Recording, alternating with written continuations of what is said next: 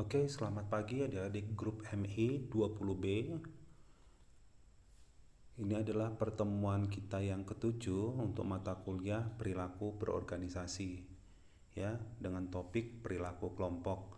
Jadi pertemuan ketujuh ini adalah salah satu materi yang akan diujikan dalam mid semester, ya. Satu soal nanti dari pertemuan ini akan keluar dalam ujian mid semester. Karena itu, Abang berharap adik-adik grup MI 20B dapat mempelajarinya dengan baik.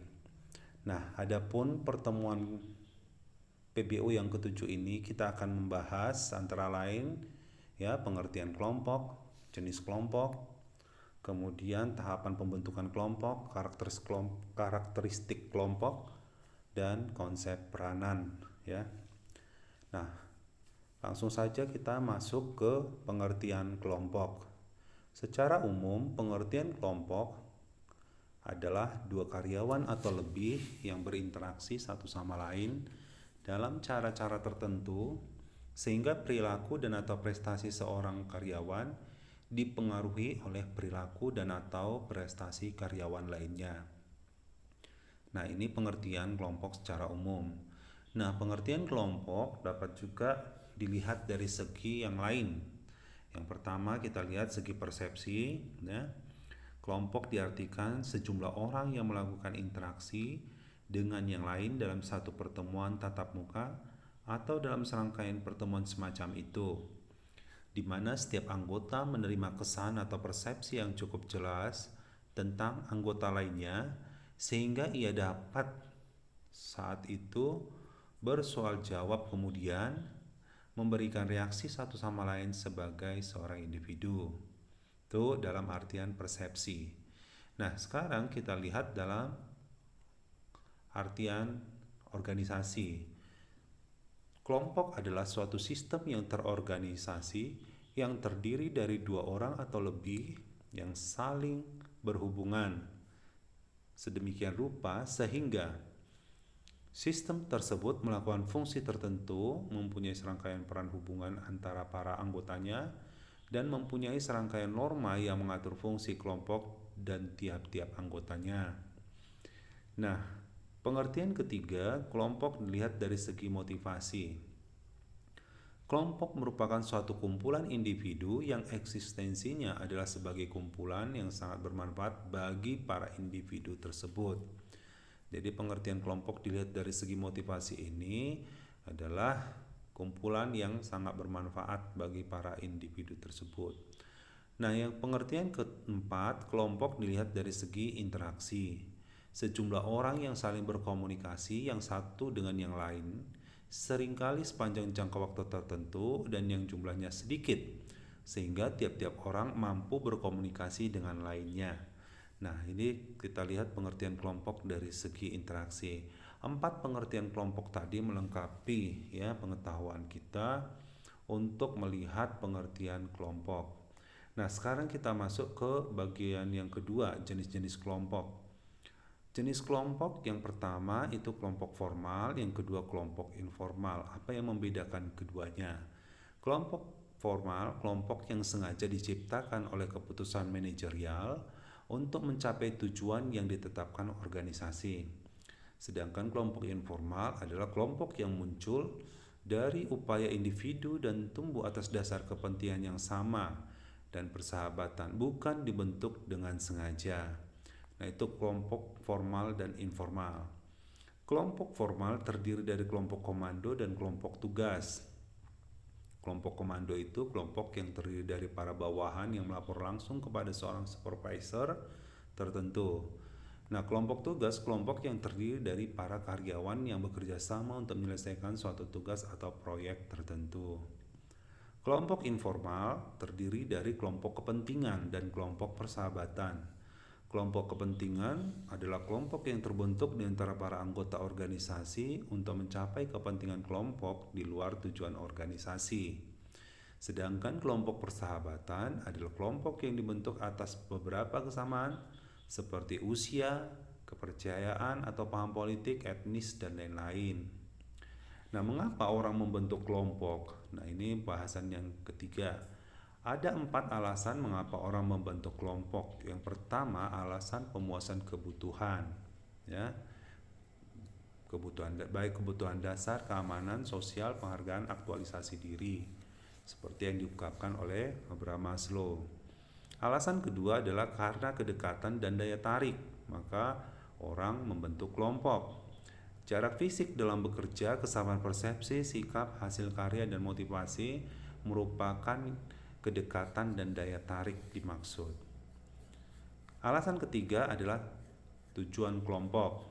Orang membentuk kelompok karena adanya tujuan yang sama. Nah, yang keempat, mengapa orang membentuk kelompok? Karena alasan ekonomi. Ya, alasan ekonomi ini untuk memperoleh keuntungan tertentu sehingga orang membentuk kelompok. Nah, selanjutnya bagaimana tahap-tahap pembentukan kelompok? Yang pertama, adanya dukungan bersama, kemudian komunikasi dan pengambilan keputusan, yang ketiga motivasi dan produktivitas, dan yang keempat pengendalian dan pengorganisasian. Nah, apa itu karakteristik kelompok? Yang pertama, adanya struktur, adanya hierarki status, adanya peran, adanya norma-norma, adanya kepemimpinan, adanya kesatupaduan, dan konflik antar kelompok. Itu karakteristik kelompok. Nah, yang terakhir kita bahas mengenai konsep peranan. Persepsi peranan, ya, bisa kita lihat dari persepsi organisasi, kelompok, individu, ya. Jadi dari 3 tingkatan perilaku bisa kita lihat, ya, konsep peranan itu seperti apa. Konsep peranan, ya, berdasarkan persepsi organisasi, kedudukan yang dipegang seseorang dalam suatu organisasi adalah jumlah total dari peranan mereka yang dirumuskan secara organisasi. Nah, persepsi kelompok, ya, persepsi peranan dari segi kelompok. Hubungan peranan berkembang yang menghubungkan individu dengan berbagai kelompok di mana mereka menjadi anggotanya. Itu konsep peranan dari persepsi kelompok. Konsep peranan berdasarkan persepsi individu, yaitu setiap orang yang menduduki suatu posisi dalam suatu organisasi atau kelompok mempunyai suatu persepsi tentang peranannya yang dirumuskan dengan jelas. Ya, itulah konsep peranan. Kita lihat dari persepsi, 3 tingkatan persepsi: individu, kelompok, dan organisasi. Nah, satu lagi yang terakhir, konflik peranan muncul jika seseorang dalam suatu organisasi menerima pesan yang tidak sesuai yang menyangkut perilaku peranan yang tepat. Itu sebabnya muncul konflik peranan. Nah, inilah sekilas, ya, kita bicara konsep peranan mengakhiri pertemuan PBO yang ke-7, ya. Kita bicara perilaku kelompok. Adik-adik, kembali Abang ingatkan bahwa pertemuan yang terakhir di sebelum mid semester ini, ya, akan kita ujikan dalam ujian tengah semester atau mid semester. Oleh karena itu, Abang berharap adik-adik dapat mempelajarinya lebih dalam lagi, ya, supaya dapat nanti menjawab soal yang akan diujikan. Nah, namun sebelum kita akhiri, ya, seperti biasa adik-adik harus menyelesaikan, ya, post test PBO yang ke-7. Ada 3 post testnya nanti, ya. Yang pertama, tuliskan pengertian kelompok dalam artian persepsi, artian organisasi, artian motivasi, dan artian interaksi. Yang kedua, jelaskan jenis-jenis kelompok dan bagiannya. Yang ketiga, tuliskan karakteristik kelompok, ya. 3 bahan post test ini, ya, agar adik-adik selesaikan, ya, dan kirim jawaban post testnya tetap di Google Classroom. Bila ada hal-hal yang masih perlu penjelasan lebih lanjut, silakan adik-adik menghubungi Abang melalui Japri di grup WhatsApp, ya, atau di komen di Google Classroom-nya, ya. Terakhir, Abang ucapkan selamat melanjutkan belajarnya.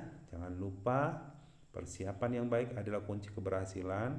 Sebelum nanti ujian mid semester, Abang harap kalian juga dapat mempersiapkannya lebih bagus lagi. Akhir kata, terima kasih buat adik-adik grup MI 20B. Sampai jumpa, selamat pagi.